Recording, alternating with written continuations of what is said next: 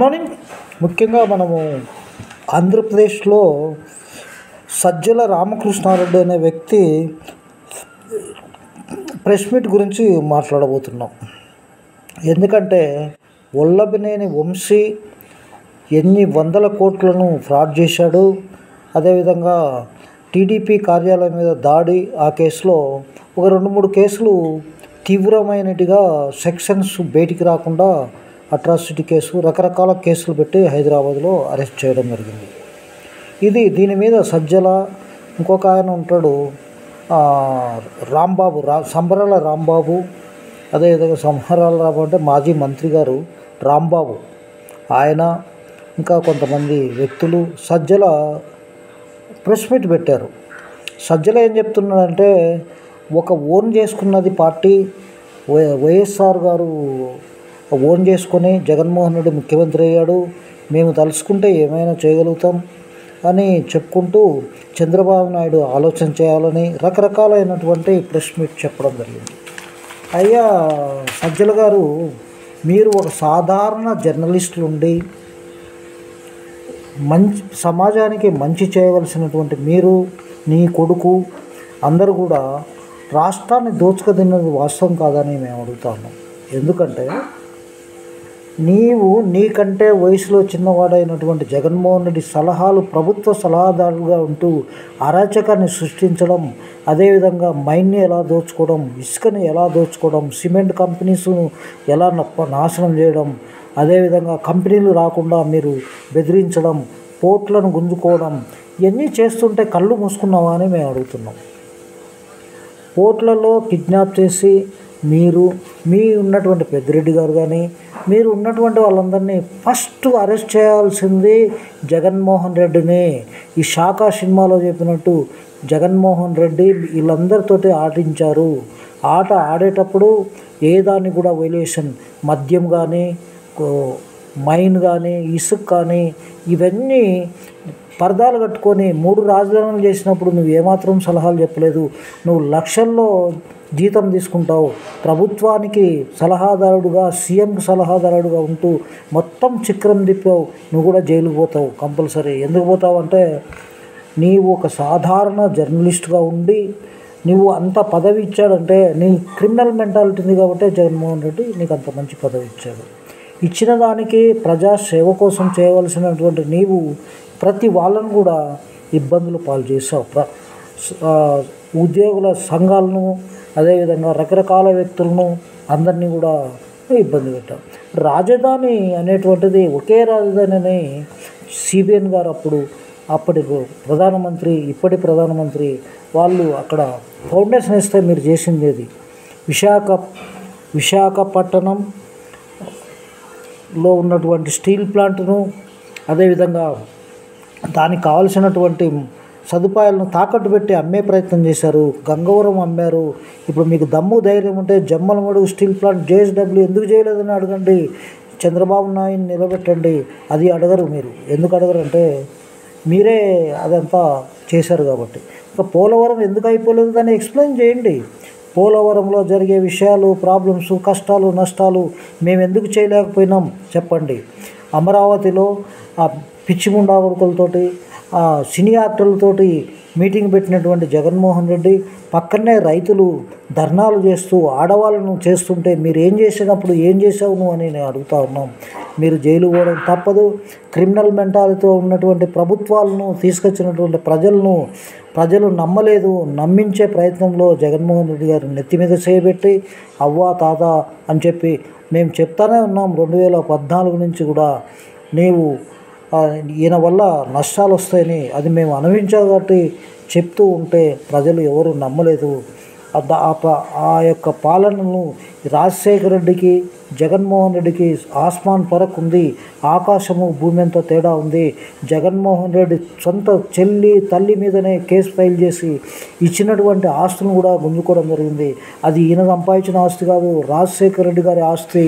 అది కూతురికి, కొడుకు, భార్యకు.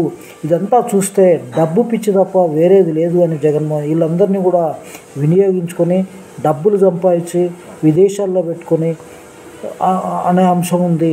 ఇప్పుడు కూటమి ప్రభుత్వానికి ఒక ఇసుక గురించి మాట్లాడదాం. ఇసుక బుక్కి వేల కోట్లు సంపాదించుకున్నారు. సామాన్యులకు అందవలసిన ఫలాలు అందకుండా చేసినటువంటి ఘనత మీదే. మందు కూడా అదే చేశారు. పనికిరాని మందులు మీరే బ్యాండ్లు పెట్టుకొని అమ్ముకున్నారు. కనీసం దానికి ఒక విషయాన్ని చెప్తే, సజ్జల గారు మీరు నిజాలు నిర్భయంగా ఒప్పుకోండి, ఇప్పటికైనా మీరు జైలు పోరు.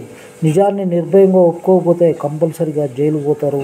అదేవిధంగా ముఖ్యంగా ఆంధ్రప్రదేశ్లో విధ్వంస పాలన 5 సంవత్సరాలు చేసినటువంటి మీకు సహకరించిన జగన్మోహన్ రెడ్డి సహకరించి ఆయన ఒత్తాసపడి ఆయన రాజు, మీరంతా బంట్రోతుల్లాగా అందరినీ కంట్రోల్ పెట్టుకున్నటువంటి వాళ్ళు ఇప్పుడు బంట్రోతులుగా పనిచేసిన వల్లభనేని, నాని, రోజా, ఇంకా మిగతా మినిస్టర్లు ఒకటే బుల్లెట్కు 4 దెబ్బలు తగులుతాయని చెప్పి పోలవరాన్ని ఏం చేశాడు, ఇక్కడ సంబరాల రాంబాబు పోలవరంని ఏం చేశాడు, ఇదంతా పోలవరం కాంట్రాక్టు టెండర్లు ఎందుకు మార్చారు, ఇదంతా కూడా మీరు క్లారిటీగా చెప్తే అవన్నీ కూడా దర్యాప్తు జరుగుతుంది.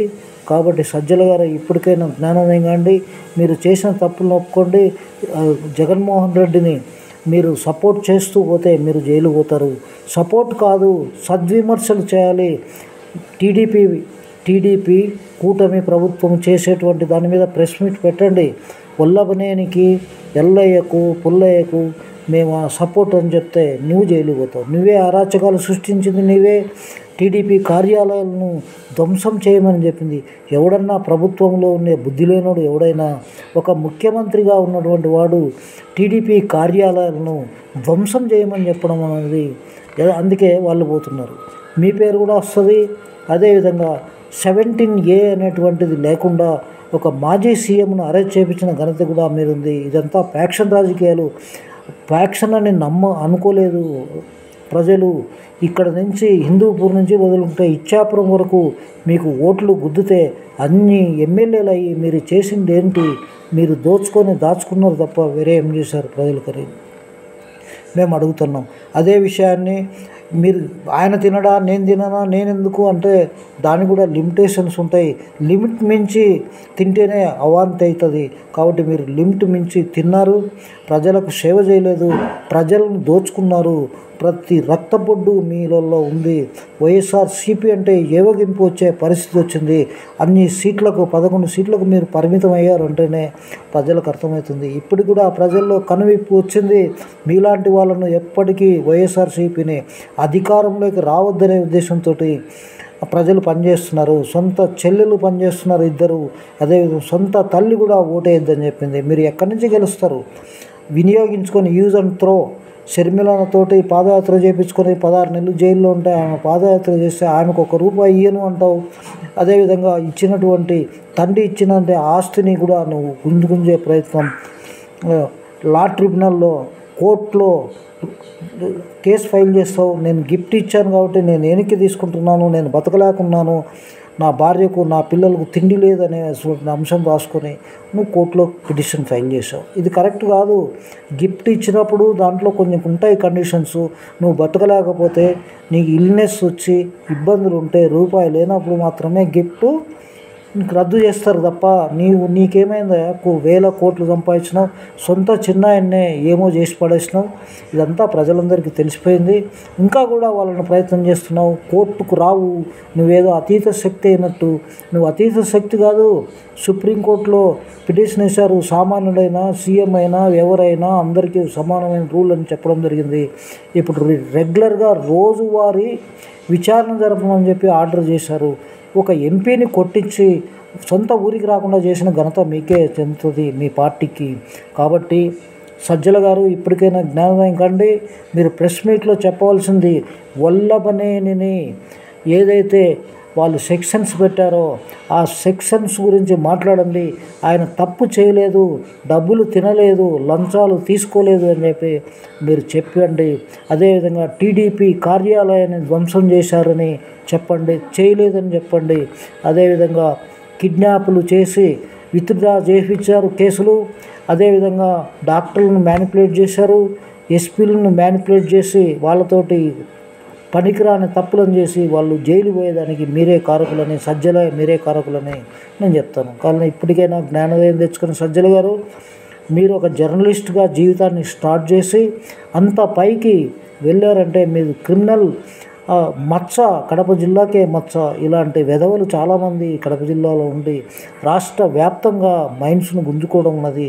అది చెప్పుకోవడానికే ఇబ్బందిగా ఉన్నటువంటి పరిస్థితులను కల్పించిన సజ్జల గారు మీ స్వార్థ ప్రయోజనాల కోసం చేశారు. అక్కడ మొదలుకుంటే ఇక్కడ వరకు కూడా ఆ బ్రాండ్ను, నేమ్ను చెడగొట్టినటువంటి సజ్జల గారికి నమస్తే చెప్పుకుంటూ, ఇప్పటికైనా నిజాలు ఒప్పుకొని నిర్భయంగా ప్రజలకు చెప్పండి. ఇంకా జీవితంలో వైఎస్ఆర్సీపీకి ఇప్పుడు 11 వచ్చినాయి, నెక్స్ట్ 28లో ఒక్కటి కూడా రాదని మేము చెప్తున్నాం. నమస్తే, థ్యాంక్ యూ. వైఎస్ఆర్సీపీ ప్రతి వాళ్ళను 100 మంది ఉన్నారు రెడ్ బుక్లో.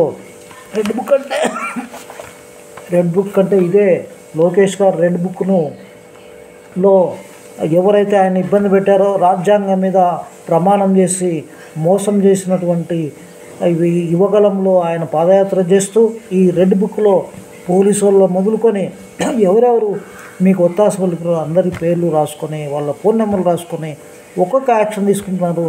ప్రజల నుంచి, నెట్ జైళ్ళ నుంచి వచ్చే అంశం ఏంది? మీరు ప్రజలకు వాళ్ళని న్యాయం చేస్తామని చెప్పి మీరు ఎందుకు అరెస్ట్ చేయలేదనే క్వశ్చన్ రావడం.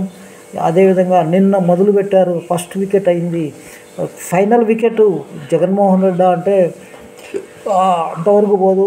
నెక్స్ట్ నాని, రోజా, ఇంకా అనిల్, ఇంకా మిగతా అంబటి రాంబాబు, ఇంకా రకరకాల వ్యక్తులు అందరికీ 11 మంది కంపల్సరీ జైలుకు పోతారు. రూల్స్ను వైలేషన్ చేసినటువంటి మీరు 5 సంవత్సరాల్లో విధ్వంసం సృష్టించిన దానికి ఏ రోజు కూడా ప్రెస్ మీట్లో మీరు చెప్పలేదు. జగన్మోహన్ రెడ్డిని పొగుడుకుంటూ ఆస్తులు సంపాదించుకుంటూ తప్ప మీ మీద సిబిఐ దర్యాప్తు చేసి ఆస్తులన్నీ గుంజుకొని ప్రజలకు, రాష్ట్ర ప్రభుత్వానికి ఇవ్వాలి. ఎందుకంటే అలివిగానేటువంటి మీరు అప్పులు చేశారు. అదేవిధంగా అన్నీ తాకట్టు పెట్టారు. మందుని అమ్ముకొని దాంట్లో లోన్ తెచ్చుకున్నారు. సచివాలయాలు, బిల్డింగులు అన్నీ కూడా కొదవబెట్టి లోన్ తెచ్చుకొని బటన్ నొక్కి జగన్మోహన్ రెడ్డి యొక్క బటన్ చెయ్యి ఇరిగిపోయేంత చేశారు. ప్రజలకు అంత సేవ చేశారు. ప్రజలకు సేవ కాదు, మీ సేవ చేసుకున్నారు కాబట్టి ప్రజలు మిమ్మల్ని ఇంటికి పంపించారు. ఇప్పటికైనా న్యాయం కోసం కొట్లాడేటువంటి వ్యక్తులు చాలామంది ఉంటారు. సమాజ హితం కోరే వాళ్ళని కూడా మీరు జైల్లో పెట్టి హింసించారు, ఆడవాళ్ళని హింసించారు. అదేవిధంగా రాజధాని ఒకటే కావాలని అందరూ కోరుకుంటే సెంటర్లో ఉంటుందని చెప్తే నువ్వు తీసుకుపోయి వైజాగ్లో ప్యాలెస్ కట్టుకొని అది నాశనం అయిపోయింది. కలుషితం చేపిస్తూ ఉన్నావు. అదేవిధంగా వచ్చేటువంటి పరిశ్రమలు రాకుండా కమిషన్ల కోసము బెదిరింపు, కిడ్నాప్లు రకరకాలు చేసి రాపించుకొని కాకినాడ పోర్టును రాపించుకున్నావు. గంగవరం గంగలపాలు చేసినావు. ఈ జేపీ వాళ్ళకు ఇసుక అమ్మేసి మీరందరూ కొటేషన్ డబ్బులతోటి ఎలక్షన్లో గెలుద్దామని చూశారు. డబ్బు ఎప్పుడు శాశ్వతంగా ఒకరి దగ్గర ఉండదు. అదేవిధంగా డబ్బుతోటి ఓట్లను కొనుగోలు చేయాలనే వ్యూహంలో భాగంగా మీరు ఓడిపోయారు. కేసీఆర్ బాట మీరు పట్టారు కాబట్టి కేసీఆర్ ఓడిపోయాడు, మీరు ఓడిపోయాడు. మీ ఇద్దరి బాట కేజ్రీవాల్ పట్టాడు కాబట్టి లంచం డబ్బు అనేటువంటి అంశంలో డబ్బులు విపరీతంగా సంపాదించుకొని ప్రజలకు పంచితే ఓట్లు పడతాయి అనుకున్నటువంటి కేజ్రీవాల్ కూడా లిక్కర్ స్కామ్లో పోయారు. కేసీఆర్ యొక్క ఒక వార్తను మనం గమనిస్తే ఒక సామాన్యుడు, ఒక రాజలింగం అనేటువంటి వ్యక్తి హరీష్ రావు మీద, అదేవిధంగా చంద్రశేఖరరావు మీద మీరు కాళేశ్వరంలో డబ్బులు తిన్నారు, అన్యాయం జరిగిందని కోర్టులో కేసు పోతే ఎఫ్ఐఆర్ అయింది. ఎఫ్ఐఆర్ కోసం హైకోర్టు పోయి పెద్ద లక్షలు ఫీజు ఇచ్చి దాన్ని స్టే తెచ్చుకుంటున్నాం. కానీ దాన్ని ఎదుర్కొనే శక్తి కోర్టుకు రాకుండా ఉన్నటువంటి వ్యక్తులు నువ్వు కూడా అదే పద్ధతిలో కేసీఆర్ను బాటలో నడిచావు.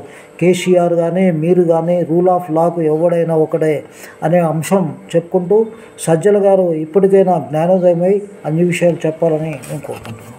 నమస్తే, నా పేరు వై చెన్నకేశ్వర రెడ్డి, ఒక సామాజిక కార్యకర్త. Thank you very much.